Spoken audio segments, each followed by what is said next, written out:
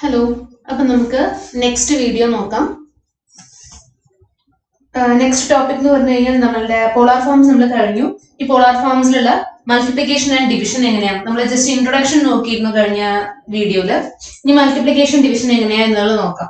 നമുക്ക് Z1 എന്ന് പറഞ്ഞിട്ടുള്ള ഒരു കോംപ്ലക്സ് നമ്പറിനെ നമ്മൾ പോളാർ ഫോമിൽ എങ്ങനെയാണ് റെപ്രസെന്റ് ചെയ്യുന്നത്? R1 into cos theta 1 plus I sin theta 1.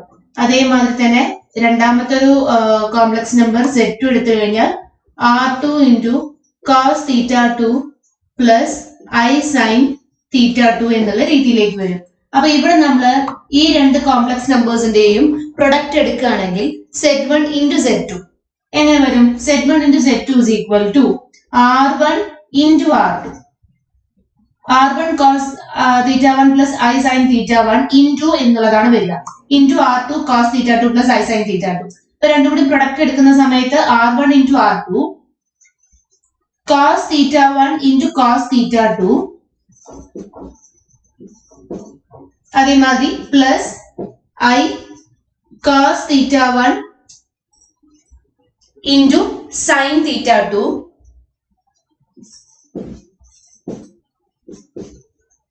plus I sin theta 1 into cos theta 2 minus plus I square plus I square sin theta 1 into sin theta 2.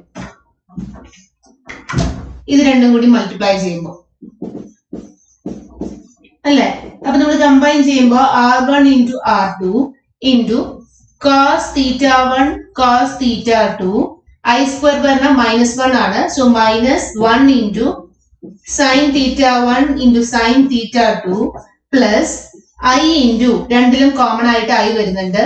So cos theta 1 sin theta 2 plus sin theta 1 cos theta 2. Okay,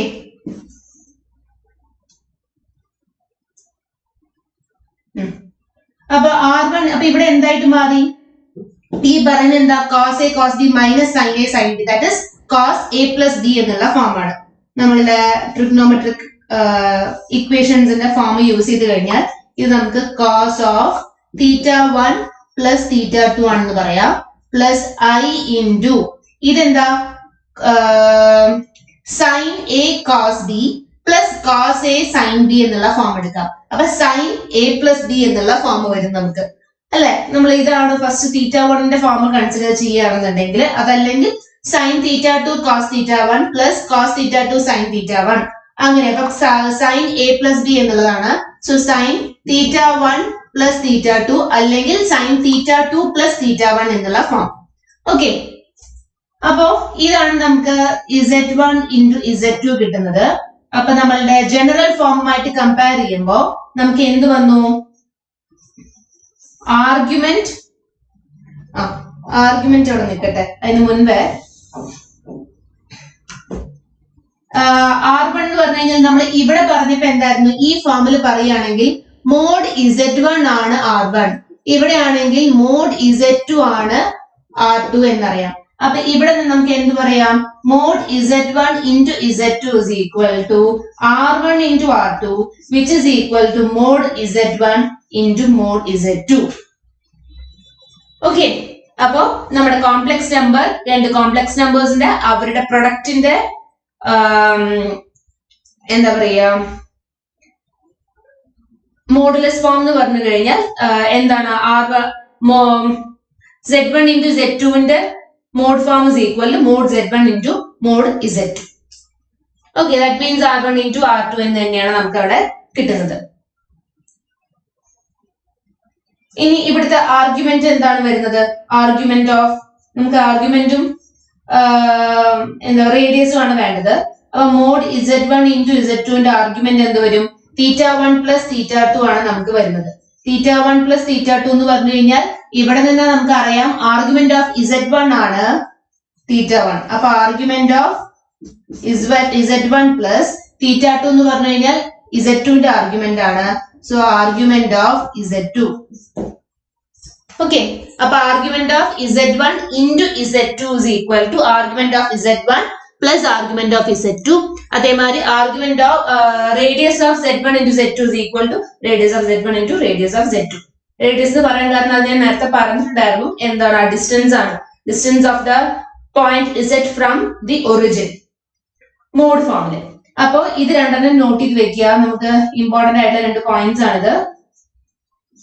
argument of the product of two complex നമ്പേഴ്സും അതേമാതിരി തന്നെ അവരുടെ മോഡുലസും എന്താണ് വരിക എന്നുള്ളത്. ഇനി നമുക്ക് division ഫോമിലേക്ക് നോക്കുമ്പോൾ Z1 by Z2 ഇതന്നെയാണ് നമ്മളുടെ റിസൾട്ടന്റ് Z എന്ന് പറയുന്നത് അല്ലെ. ഈ രണ്ട് നമ്പേഴ്സിന്റെയും ഡിവിഷൻ ആണ് നമ്മൾ നോക്കുന്നത്. അപ്പൊ Z1 by Z2 എന്ന് പറഞ്ഞാൽ അത് നമുക്ക് ഒരു കോംപ്ലക്സ് നമ്പർ ആയിട്ടാണ് കിട്ടുക. നമ്മൾ ആ കോംപ്ലക്സ് നമ്പറിനെ Z എന്ന് പറഞ്ഞു. ഇനി ഈ Z-ന്റെ റേഡിയസ് എത്രയാണ് എന്നുള്ളതും അതേമാതിരി തന്നെ ആർഗ്യുമെന്റ് എത്രയാണ്, തീറ്റ എത്ര വരുന്നത് ഇവിടെ എന്നുള്ളതാണ് നമ്മളുടെ ക്വസ്റ്റ്യൻ ആയിട്ട് വരുന്നത്. ഓക്കെ, അത് കണ്ടുപിടിക്കണം. അപ്പൊ അതിന് മുൻപ് ഇതിന്റെ ജോമെട്രിക് ഫോം എങ്ങനെയാ വരിക എന്നുള്ളത് നോക്കാം. നമ്മളുടെ പ്രൊഡക്റ്റ് എടുക്കുകയാണെങ്കിൽ ഇവിടെ Z1 വന്നു, ഇവിടെ Z2 വന്നു എന്ന് വിചാരിക്കുക. ഇത് Z1 എന്ന് പറഞ്ഞപ്പോ ഇതിന്റെ തീറ്റ 1 ആണ് ആംഗിള്, Z2 ഇതാണെങ്കിൽ തീറ്റ 2 ആണ് ഇതിന്റെ ആംഗിൾ വരുന്നത്. അപ്പൊ ജോമെട്രിക്കലി Z1 plus Z2 എന്ന് പറഞ്ഞപ്പോ ആർഗ്യുമെന്റ് എത്ര നമുക്ക് വന്നത്, തീറ്റ 1 plus തീറ്റ 2. അപ്പൊ തീറ്റ 2ന്റെ കൂടെ തീറ്റ 1 കൂടി ആഡ് ചെയ്യണം. അപ്പൊ ടോട്ടൽ ഇത്ര. ഓക്കെ, അപ്പൊ ഇതാണ് വരിക വിത്ത് ഇതാണ് നമുക്ക് Z1 into Z2 എന്ന് പറയുന്ന എന്താ പറയാ കോംപ്ലക്സ് നമ്പർ ആയിട്ട് കിട്ടുക. ആൻഡ് ഇവരുടെ ഈ ലെങ്ത് എന്ന് പറയുന്നത് എത്രയായിരിക്കും, ഈ രണ്ട് ലെങ്തിന്റെയും പ്രൊഡക്റ്റ് ആയിരിക്കും നമുക്ക് ഇവിടുത്തെ ലെങ്ത്. R1 into R2 എന്ന് പറയുന്നതായിരിക്കും നമുക്ക് ഈ ലെങ്ത് ആയിട്ട് കിട്ടുക. ഇവിടെ തൊട്ട് ഇതുവരെയുള്ള ലെങ്ത് ആയിട്ട് നമുക്ക് കിട്ടുന്നത്. ഓക്കെ, ക്ലിയർ ആണ്. അപ്പൊ ഇതാണ് ജോമെട്രിക് ഫോമിൽ നമ്മൾ പ്രൊഡക്റ്റ് പറയുകയാണ് എന്നുണ്ടെങ്കിൽ. ഇനി നമ്മൾ ഡിവിഷനിലേക്ക് തന്നെ വരാം. അപ്പോ ഡിവിഷനിലേക്ക് വരുന്ന സമയത്ത് നമുക്ക് എന്ത് വരും, ഇതിനെ നമുക്ക് എങ്ങനെ എഴുതാം, ഇങ്ങനെ Z1 by Z2 എന്ന് പറഞ്ഞിട്ടുള്ള ഫോമിൽ എഴുതുമ്പോൾ നമുക്ക് കണ്ടുപിടിക്കാൻ കുറച്ച് ബുദ്ധിമുട്ടാണ്. അപ്പൊ നമുക്ക് എന്ത് പറയാം, Z1 is equal to Z into Z2. നമ്മൾ ഇതിനെ RHSലേക്ക് കൊണ്ടുപോയി. ഓക്കെ, അപ്പൊ ഇനി നമുക്ക് എന്ത് ചെയ്യാം,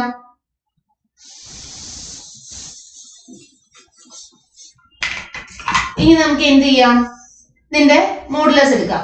mode Z1 is equal to mod Z into Z2. That is mod Z into mod Z2.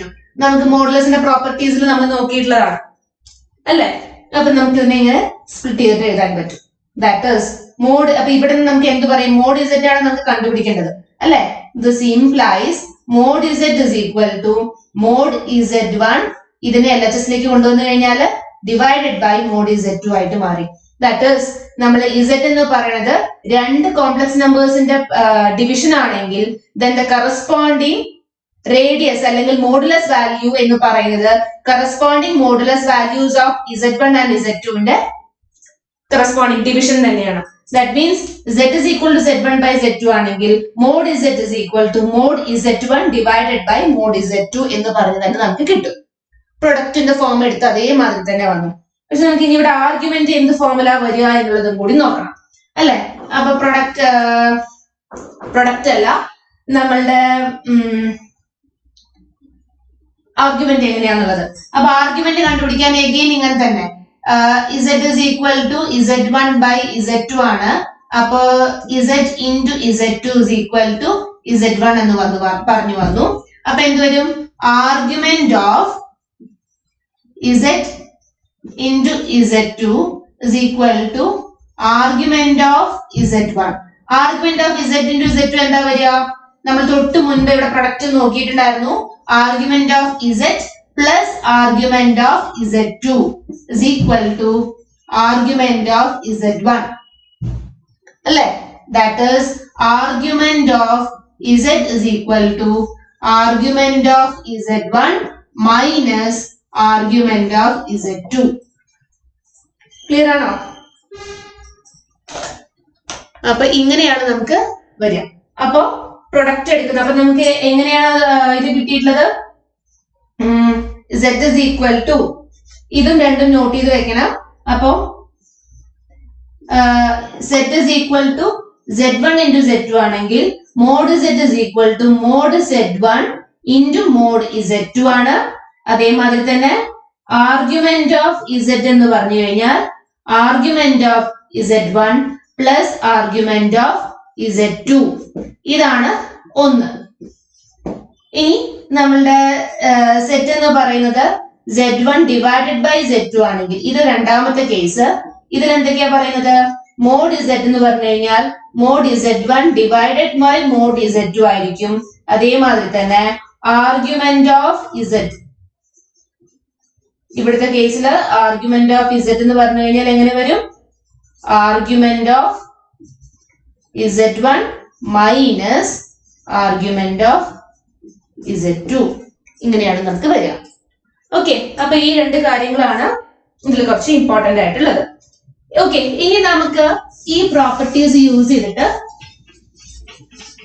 നമ്മളുടെ z എന്ന് പറയുന്ന ഒരു കോംപ്ലക്സ് നമ്പറിന്റെ ഇൻവേഴ്സ് അതിന്റെ എന്താണ് വരിക, ആർഗ്യുമെന്റും റേഡിയസും എന്താന്നുള്ളത് നമുക്ക് ഇവിടെ നിന്ന് തന്നെ നോക്കാം. Okay,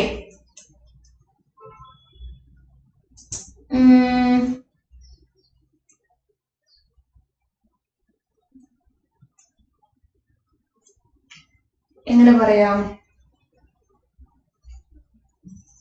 z1 is equal to 1 ആണെന്ന് പറഞ്ഞു കഴിഞ്ഞാൽ നമ്മൾ ഇന്നലെ കഴിഞ്ഞ ക്ലാസ്സിൽ പോളാർ ഫോമിൽ പറയുന്നതാണ് നോക്കിയിട്ടുണ്ടായിരുന്നു. z1 എന്ന് പറഞ്ഞ ഒരു റിയൽ പോസിറ്റീവ് ഇൻഡിജർ ആണെങ്കിൽ നമുക്ക് ഇതിനെ എങ്ങനെ എഴുതാം എന്നാണ് പറഞ്ഞത്? x ഇൻറ്റു എക്സ് ആണ്, എക്സിന്റെ വാല്യൂ ആണ് ഇതില് അല്ലെ.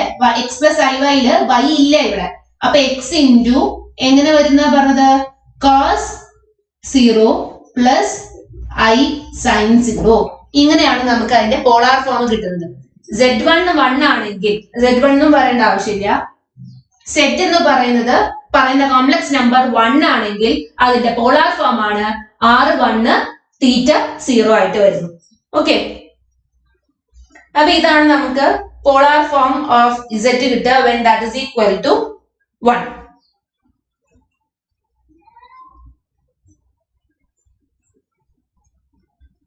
ഓക്കെ, അപ്പൊ അങ്ങനെയാണെന്നുണ്ടെങ്കിൽ set is equal to z1 by z2 എന്ന് പറയുന്നത് നമ്മൾ 1 ബൈ z2 ആണെന്നുണ്ടെങ്കിൽ കൺസിഡർ ചെയ്യും. z1 1 ആയിട്ട് മാറിയെങ്കിൽ നമ്മളുടെ ഇവിടെ വന്നിരുന്നോട്ടെ. അപ്പൊ z1 ഇവിടുത്തെ 1 ആയിട്ട് എടുക്കുകയാണെങ്കിൽ നമ്മളുടെ z 1 ബൈ z2 ആയിട്ട് മാറി. അപ്പൊ എങ്ങനെ വരും? നമുക്ക് പ്രൊഡക്റ്റ് എങ്ങനെയായിരുന്നു? ആർഗ്യുമെന്റ് r1 ബൈ r2 ആയിരുന്നു. r1 1 ആണ്. അപ്പോ 1 divided by r2 into cos of θ1 minus θ2 ആണ് വരിക അല്ലെ. ആർഗ്യുമെന്റ് ഓഫ് z ആണ്. അപ്പൊ ഇവിടെ θ is equal to θ1 മൈനസ് θ2 ആണ്. അപ്പൊ 0 minus θ2 plus i sine 0 minus θ2. അപ്പൊ എന്ത് വന്നു? This is equal to 1 by r2 into cos minus θ2 plus I sin minus θ2. Again നമുക്ക് ഇവിടെ cos minus theta minus cos of minus theta is equal to cos theta ആണ്. cos sin of minus theta minus sin theta എന്നറിയാം. അപ്പൊ അത് substitute ചെയ്ത് കഴിഞ്ഞാൽ 1 by r2 into the positive i cos θ2 minus I sin θ2 ആയിട്ട് മാറും. Okay, അതേമാതിരി നമുക്ക് z is equal to r cos theta plus I sin theta ആണ്. ജനറൽ ഫോം നമ്മൾ കൺസിഡർ ചെയ്തു. അങ്ങനെയാണെങ്കിൽ z ഇൻവേഴ്സ് 1 by z ന്റെ ഫോം എങ്ങനെയാ? പോളാർ ഫോം എന്താ വരിക? 1 by r into cos എന്ത് വരും? 0 മൈനസ് θ ആണ്. That is minus θ plus I sine 0 minus θ തന്നെയാ വരിക.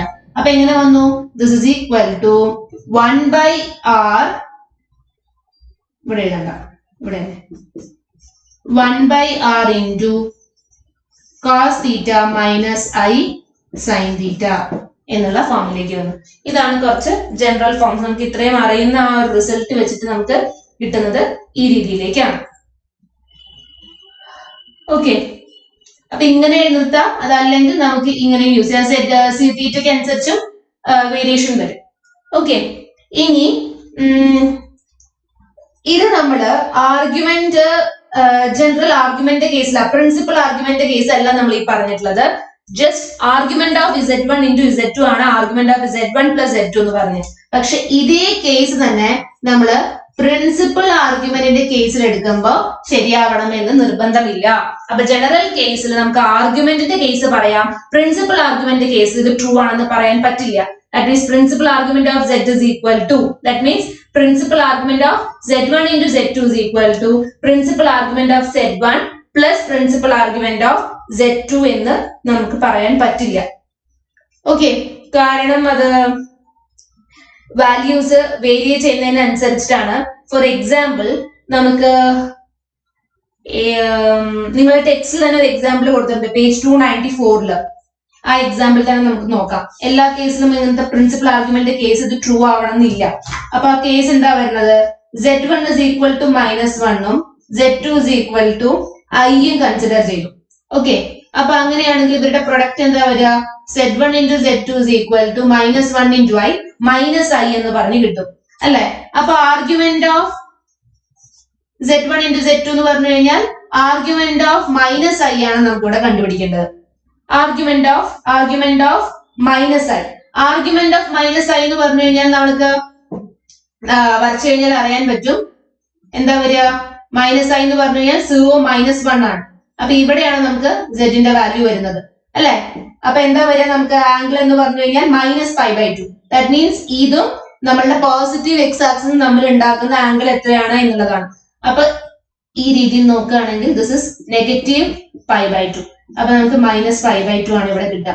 ഇങ്ങനെ നോക്കാം. അതല്ലെങ്കിൽ ഞാൻ പോളാർ ഫോമിന്റെ കേസിൽ നമ്മളുടെ 4th ക്വാഡ്രന്റിലാണ് ഈ പോയിന്റ് വരുന്നത്, ആ രീതിയിൽ കൺസിഡർ ചെയ്തിട്ടും ചെയ്യാം. ഇത് നമുക്ക് ഡയറക്ട്ലി അറിയാവുന്നത് കൊണ്ട് ഡയറക്ട്ലി -π/2 എന്ന് പറഞ്ഞിട്ട് തന്നെ എഴുതാം. ഇനി ആർഗ്യുമെന്റ് ഓഫ് -1. ആർഗ്യുമെന്റ് ഓഫ് -1 എത്ര വരും? ആർഗ്യുമെന്റ് ഓഫ് -1 എന്ന് പറഞ്ഞു കഴിഞ്ഞാൽ എവിടെയാണ് അത് വരുന്നത്? -1 0 ഇവിടെയല്ലേ വരിക? -1, 0 എന്നാണ്. അപ്പൊ സെറ്റിന്റെ വാല്യൂ ഇവിടെയാണ് കിടക്കുന്നത് അല്ലെ? അപ്പൊ സെറ്റിന്റെ വാല്യൂ ഇവിടെയാണെങ്കിൽ ഇതും പോസിറ്റീവ് എക്സ് ആക്സും തമ്മിൽ ഉണ്ടാക്കുന്ന ആംഗിൾ എത്രയാണ്? പൈ ആണ്. അപ്പൊ പ്രിൻസിപ്പൽ ആംഗിൾ ഇവിടെ പൈ വന്നു. കാരണം പ്രിൻസിപ്പൽ ആർഗ്യുമെന്റ് എന്ന് പറഞ്ഞു കഴിഞ്ഞാൽ that is the value of theta lying between -π and π. അപ്പൊ അതിന്റെ ഇടയിൽ വരുന്നതാണ് നമ്മളുടെ തീറ്റ എന്നുണ്ടെങ്കിൽ അത് തന്നെയാണ് നമ്മളുടെ പ്രിൻസിപ്പൽ തീറ്റയായിട്ടും അല്ലെങ്കിൽ പ്രിൻസിപ്പൽ ആർഗ്യുമെന്റ് ആയിട്ടും വരിക അല്ലെ? ഓക്കെ, അപ്പൊ ഇത് പൈ വന്നു. ഇനി argument of I. Argument of I എന്ന് പറഞ്ഞു കഴിഞ്ഞാൽ ഇവിടെയാണ് നമ്മളുടെ I കിടക്കുന്നത് 0,1. അപ്പൊ ഇതെന്താണ്? പ്ലസ് തീറ്റ π/2 ആണ് അല്ലെ? അപ്പൊ ഇവിടുത്തെ ആർഗ്യുമെന്റ് എന്ന് പറഞ്ഞു കഴിഞ്ഞാൽ എന്ത് വരും? ഇവിടെ കിടക്കുന്നത് കൊണ്ട് 90 ഡിഗ്രി ആണ് വരുന്നത്. അപ്പൊ π/2 ആണ് വരിക. അപ്പോ രണ്ടിന്റെയും some, that is argument of -1 plus argument of I എന്ന് പറഞ്ഞു കഴിഞ്ഞാൽ എത്ര വരും? π plus π/2 ആണ് വരുന്നത്. π plus π/2 is equal to 3π/2. പക്ഷേ നമുക്ക് ഇവിടെ എന്ത് കിട്ടി? ആർഗ്യുമെന്റ് ഓഫ് -I എന്ന് പറഞ്ഞാൽ -π/2 ആണ്. അപ്പൊ ആർഗ്യുമെന്റ് ഓഫ് Z -I നമുക്ക് -π/2 കിട്ടി. ഇവര് രണ്ടുപേരുടെയും സം എന്ന് പറഞ്ഞു കഴിഞ്ഞാൽ 3π/2 കിട്ടി. അപ്പൊ ഇത് രണ്ടും എന്തല്ല? ഈക്വൽ അല്ല. They are not equal. Therefore principal ആർഗ്യുമെന്റിന്റെ കേസിൽ നമ്മൾ ഈ പറയുന്ന റിസൾട്ട് ട്രൂ ആവണമെന്നില്ല. ഓക്കെ, ജനറൽ നമ്മൾ പ്രിൻസിപ്പൽ ആർഗ്യുമെന്റ് കേസിൽ ഇത് ട്രൂ ആവില്ല, ആർഗ്യുമെന്റിന്റെ കേസിൽ ഇത് ട്രൂ ആണ്. ഓക്കെ, അപ്പൊ അതൊന്ന് നോട്ട് ചെയ്ത് വെക്കുക, നിങ്ങൾക്ക് ഇത് മിസ്റ്റേക്ക് വരരുത്. പ്രിൻസിപ്പൽ ആർഗ്യുമെന്റ് കേസിലാണ് ഇത് തന്നിട്ടുള്ള ഈ റിസൾട്ട് തരണത് എങ്കിൽ ദാറ്റ് ഇസ് ഫാൾസ്. ഓക്കെ, ഇനി നമുക്ക് പവേഴ്സ് ആൻഡ് റൂട്ട്സ് എന്ന് നോക്കാം.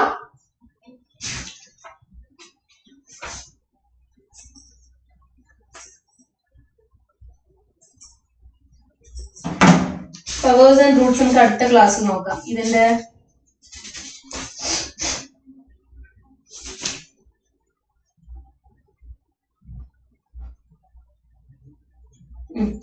ഈ പ്രൊഡക്റ്റ് ഒക്കെ ജസ്റ്റ് രണ്ടെണ്ണം എടുത്ത് സിംപ്ലിഫൈ ചെയ്ത് നോക്കാൻ ആവശ്യമുള്ളൂ. നമ്മളൊരു സിമ്പിൾ 2-3 എക്സാമ്പിൾസ് നോക്കാം.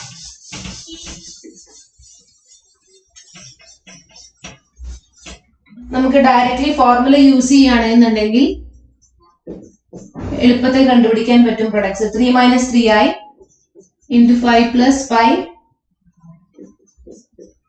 √3i.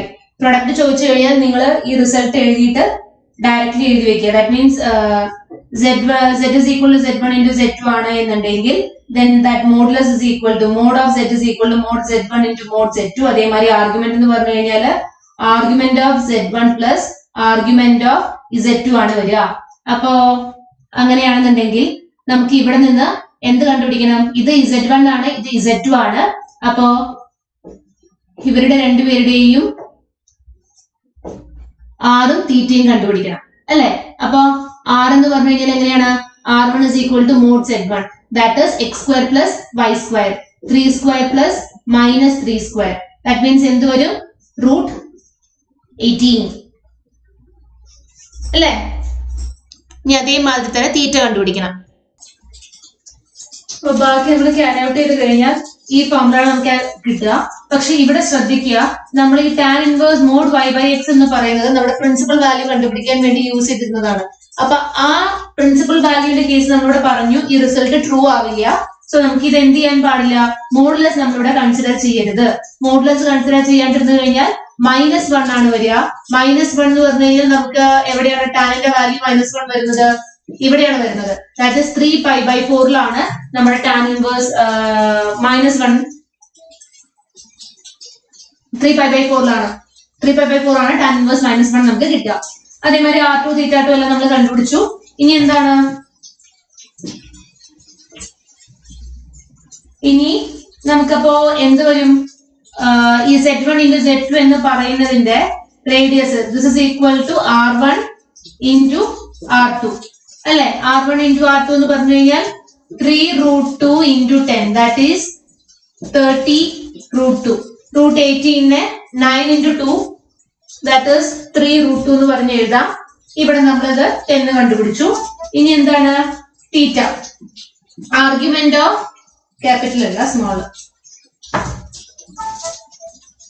Argument of z1 into z2 എന്ന് പറഞ്ഞു കഴിഞ്ഞാൽ argument of z1 plus argument of z2, that is θ1 plus θ2.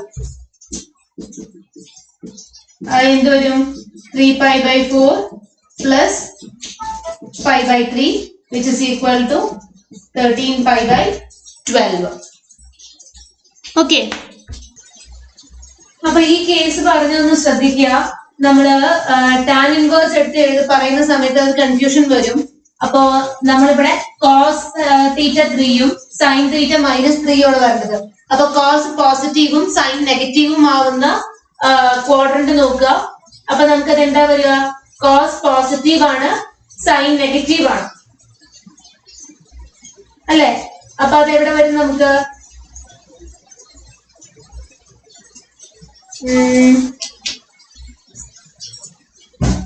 ഇതെല്ലാം ഞാൻ പോളാർ കോർഡിനേറ്റ്സ് പറയുന്നവിടെ പറഞ്ഞിട്ടുണ്ടായിരുന്നു. നമ്മളൊരു ഫോം പഠിപ്പിക്കുന്നത്.